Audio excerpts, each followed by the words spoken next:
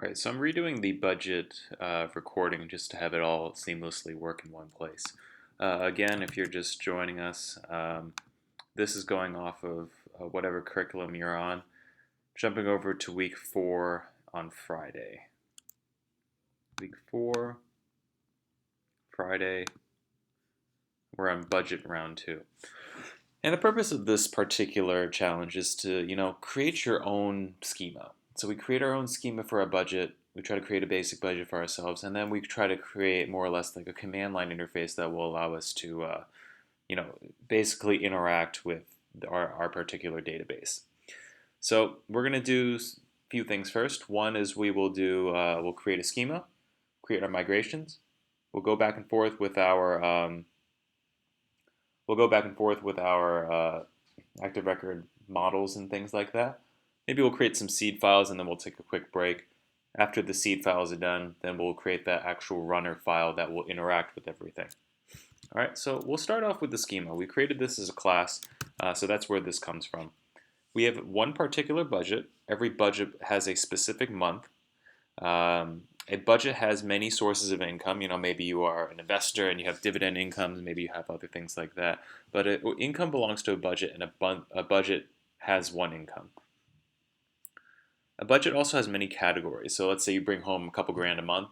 And if you bring home a couple grand a month, maybe you'll have X amount of category, like a certain category for rent and food. Maybe you have another category for lights and water, another category for food and things like that. Off of categories, we have many different expenses. So a category has many expenses. So if I'm talking about my house payment and stuff like that, maybe I have primary mortgage insurance, which you shouldn't have. If maybe you have like homeowners insurance, and maybe you have the water bill, the electric bill, and all these different bills that you may or may not have that you need. Now, when it comes to this particular thing, we've created this as a class, and now we're going to translate it all into ActiveRecord code. So just to load up some extra things, that's not what I want. Let's open up iTerm.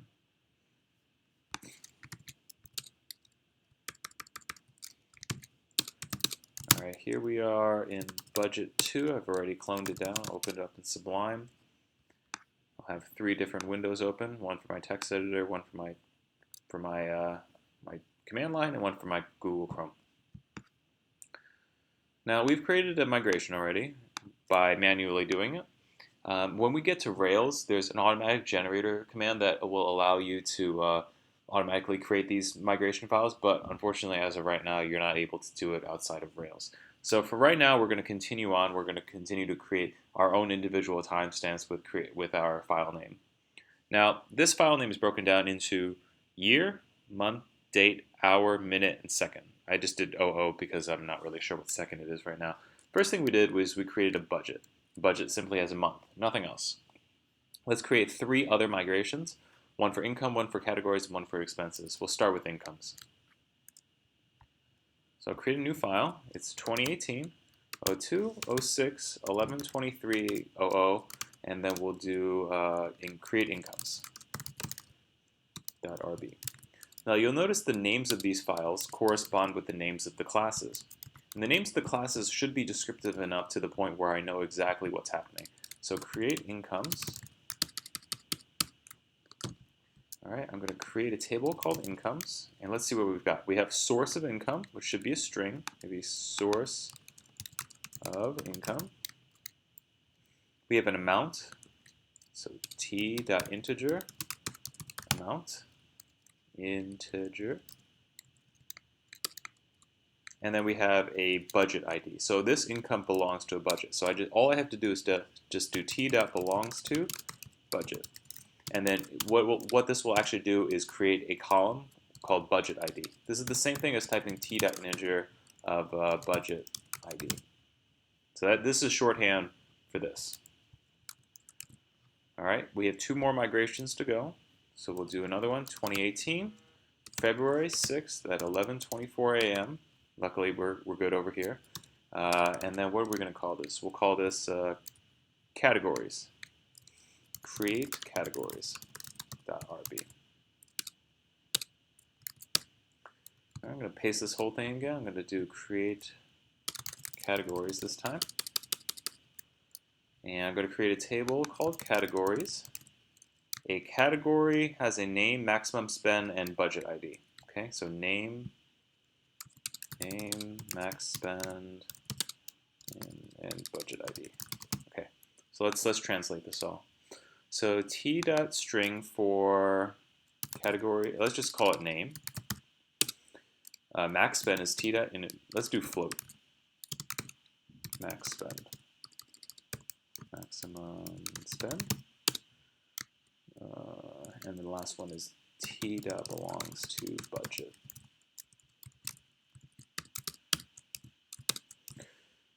This extra line here is not really needed. I just put it in there to separate t.timestamps so it reads a little easier.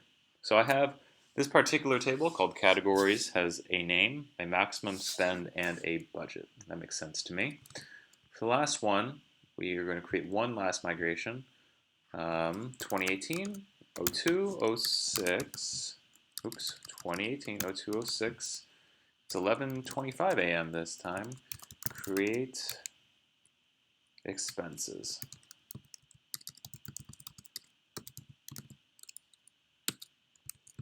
Alright, so we're going to create something called expenses. Alright, we'll create a table called expenses. And an expense has a product, a cost. Let's just do those two. T.string product, like what did you buy? T.cost, so float for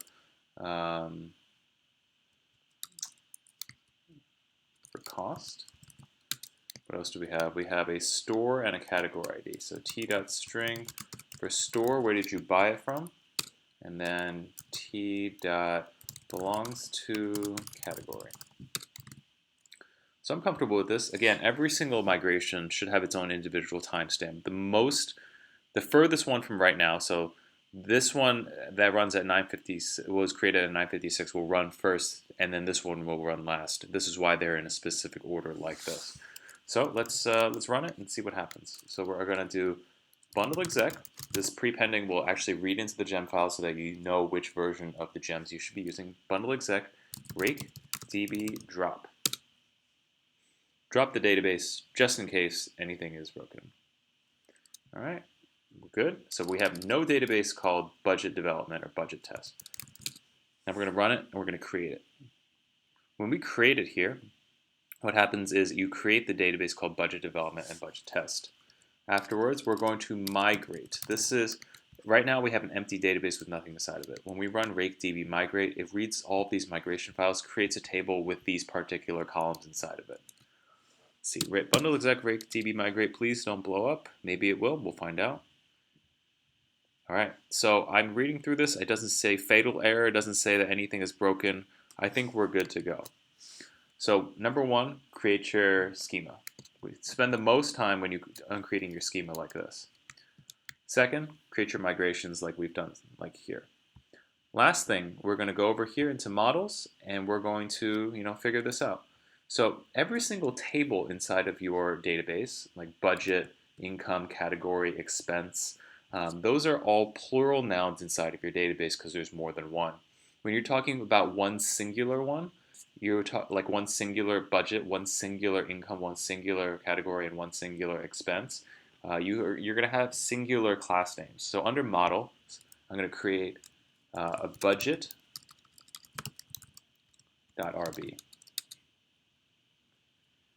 This class budget singular is going to inherit from ActiveRecord base. This one tiny little inheriting from ActiveRecord base basically tells ActiveRecord, hey, there's something in my database called budgets, which is going to take this particular noun here and pluralize it. It automatically will pluralize for you. So there's budgets, so I'm going to create another one called income, and so on and so forth. So income.rb, I think it's expense and category. Expense.rb.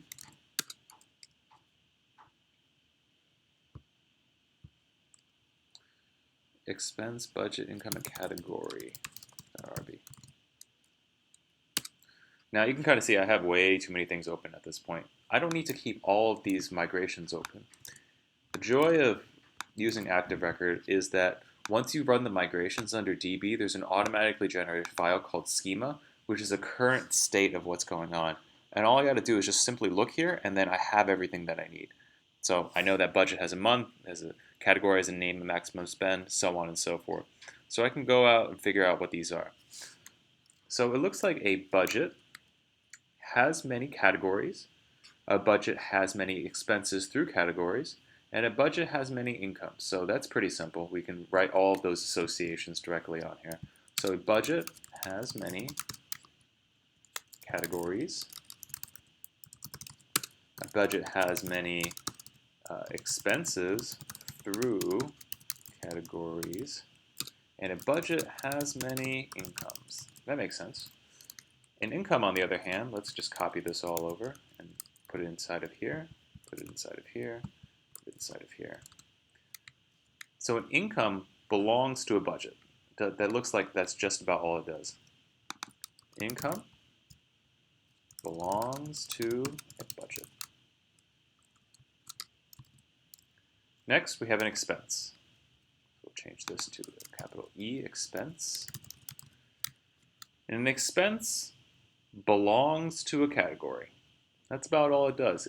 I guess it could technically get to budget, but there's no real need because I can get from budget to expense. I'm never going to need to get from an expense to a budget.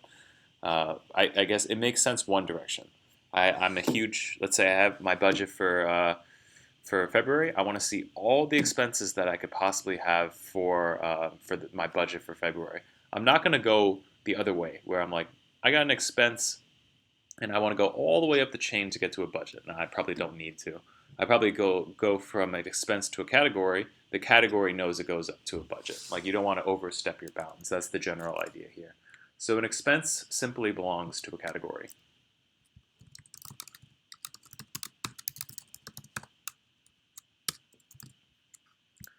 Now we have a category, so capital C, category. Remember, it's singular. A category has many expenses and belongs to a budget. Has many expenses and belongs to a budget. Belongs to budget. And then the schema is obviously just there to stay there. Now, if all goes well, I should be able to create some seeds. And what a seed is basically, let's just see if we can create some seeds. A seed is basically a file that's under DB. So underneath schema, I'll add another file called seeds.rb. And this is essentially just dummy data that I'm going to put inside of my database. And if I've associated everything correctly, I should be able to implement a few methods. So maybe I have a budget. Let's just do B budget. Actually, no. Yeah, let's actually just do this for now. Budget equals budget.new. And a budget has a month. Month as February, because we're in February right now, and we do budget.save. This bang will, if it saves, it will save successfully. If it doesn't save successfully, this bang will prevent it from saving into the database and it will raise some sort of issue. So I created a new budget. My budget, let's say I have 3 categories, okay? Let's say we have category 1 is equal to category.new. This particular category has a name of, let's see, what's a good name? So we have rent. All right, let's just call this housing. One category is for housing.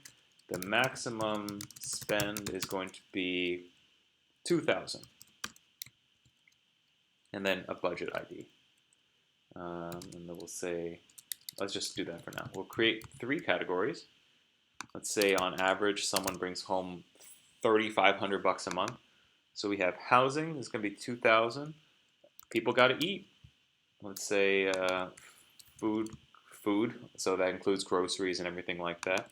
And then finally, we will do transportation. Obviously, your situation will differ, But let's say they bring home, they need $500 for transportation, for their car insurance and all that kind of stuff. So housing, you got $2,000, food, you got $1,000, and transportation, you have 500 bucks. Now, as you can see, a category has a name, a maximum spend, and also needs to be associated with a budget. So I'm just going to do, let's do category 1.save and see what happens. So I've bundle exec rake db dropped, create, migrate, and seed, and dropped, create, migrate. Now I need to get to the seed portion. So I'm going to do bundle exec rake db seed. Let's see what we get. So it blows up. When assigning attributes, you must pass a hash as an argument. Whoops, this is Python. Okay. All of these, they're unhappy with me. They want all of these to be in a hash. Let's try it one more time. When assigning attributes, you must pass a hash as a thing. Let's see. Category.new. Category has many expenses and belongs to a budget. A category has a name and a maximum spend. Let's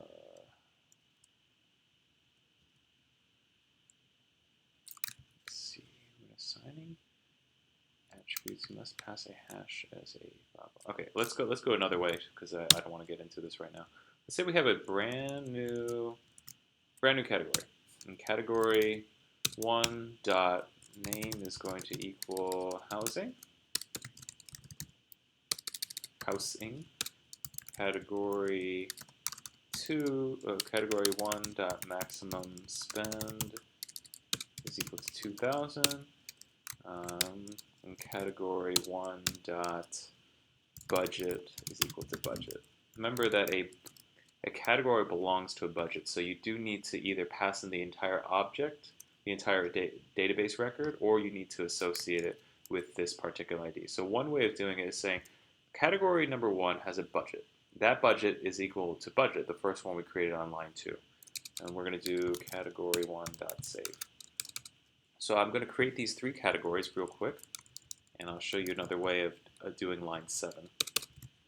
So I'm going to do category 2, category 2, and this one I'll do category 3. I'm going to do, this one was housing, this one was food, and then this one was transportation, 500 bucks. All right, so you can associate a particular budget with, like, the category 1 belongs to a budget. You can either pass in the entire object and associate it like that. You can do category 2.budgetID is going to equal budget.id. I personally like passing in the entire object. The budget that's associated with category 3 is equal to the budget that I created on line 1. So I've created a budget, 3 categories, and now we're going to get into expenses. Now the expenses is going to get a little bit, because I want to create like 50 expenses. Now the issue with this is I have to keep up with the idea of what's a product, and then what's the store. So I don't want to type in 50 random things, so I'm going to go back into my gem file and bring in something called faker. So faker gem. What the faker gem does is it creates fake data for you so that you don't have to write this fake data yourself. So I'm going to go back over to the seeds file here. I'm going to require faker up top to bring in the entire library. And then I'm going to do 50 times do. So I'm going to create 50 expenses. 50 expenses. So I'm going to do expense, E equals expense, or I'll just do expense, dot new. Now an expense has a product, and I will have some fake data here. A expense also has a cost. Expense.cost is equal to, I'll just take a random number between 1 and 250. Random number between 1 and 250. It has a store. So expense dot store is equal to, again, some fake data, because I don't want to keep entering like random things over, like the same thing over and over. I want everything to be different. And then finally, expense belongs to a category. So category ID is going to be rand1 to 3.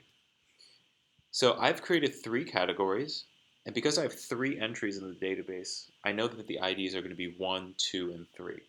So I have an expense I'm going to associate with the category, and it's going to be either 1, 2, or 3. So all of these expenses will belong to a category of some sort. So let's jump into the faker data and see what we got for a product. Store? Is there a store one? Stripe? Let's see. Let's go with hipster.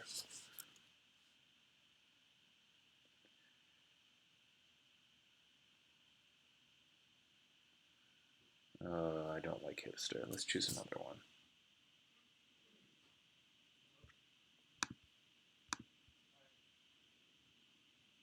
Food. Okay. Okay, whatever. This is just fake data. It doesn't matter. So we're going to put the thing that you bought. Evidently, the product that this person buys is always going to be food of some sort. And then we can find, let's get a store. Is there commerce? There it is, commerce.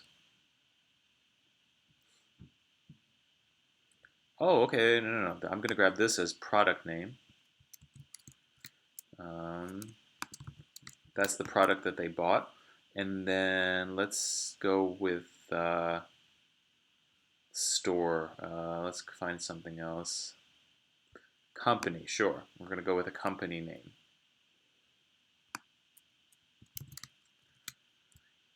Hopefully this works.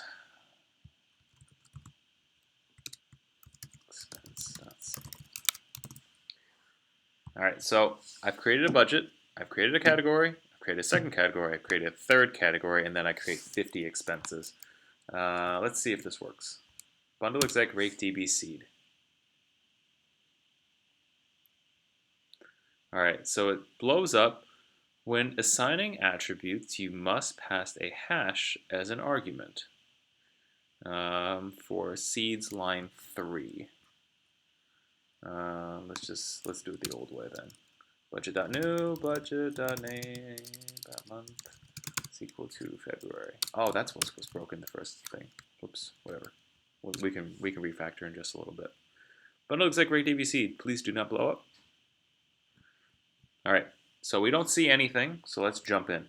There's actually something nicely built in called bundle exec rake console. Let's take a look what this is. When I enter rake console,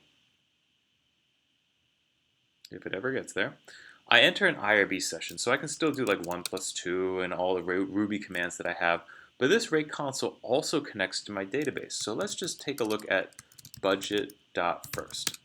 So I have my first budget. It has a particular month, and I saved it as A. A budget, as I thought a little bit earlier, a budget has many categories, so let's check it out. So A.categories. So now if I've correctly associated with this, I have 3 categories associated with this first one. And let's say categories.first. So this is my first one. I have a category, name is housing, maximum spend is $2,000. Let's take a look at all the expenses that were associated with this. So now let's take a look. Let's see, how many do we have? We have 15 expenses for the first category. Let's just take a like a random one. All right, this particular product that we bought was synergistic bronze shirt from the Murray Group for $107. Now we're starting to see like the power of having all of this fake data inside of here. This is obviously very verbose for right now. Let's change things real quick. So I'm going to just do month is February. And then that. And I'm going to change a few things here as well. I'm sorry. Let's go back. I think it's this. Nope. Go back. Nope.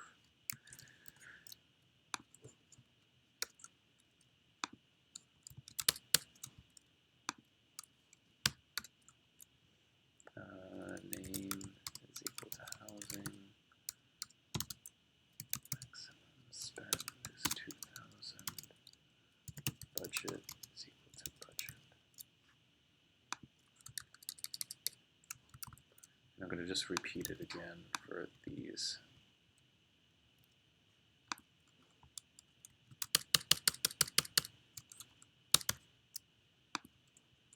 I'm trying to save some lines of code, that's all. Housing, food,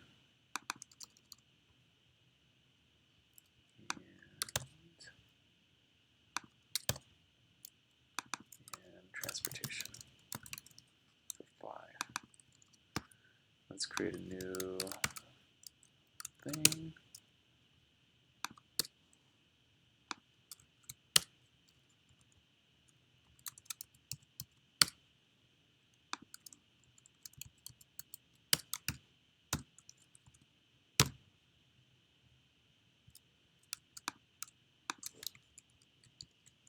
Power of hotkeys.